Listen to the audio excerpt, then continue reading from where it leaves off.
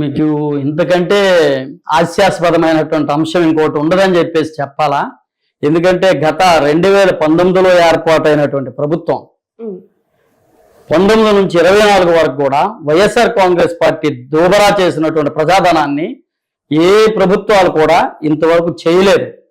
అందులో భాగంగానే వారి సొంత ఏదైతే వైఎస్ జగన్మోహన్ రెడ్డి గారి తాలూకా సొంత కూతుర్లు చదువుతా ఉన్నటువంటి అక్కడికి కుటుంబ సభ్యులుగా హెలికాప్టర్లు కాదు సొంత విమానాలు వేసుకొని వెళ్ళినటువంటి పరిస్థితులు ఉన్నాయి.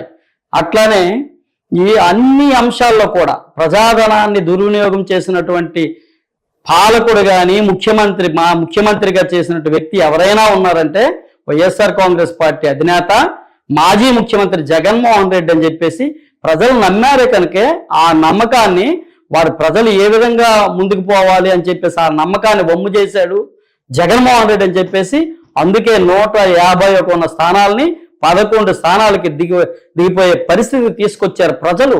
ఈరోజు ప్రజలు నిర్ణయాల మేరకు ప్రజల ఆకాంక్షల మేరకు మనం పాలన సాగించకపోతే ఎవరికైనా ఇదే పరిస్థితి పడుతుందని చెప్పేసి తెలియజేస్తున్నాం.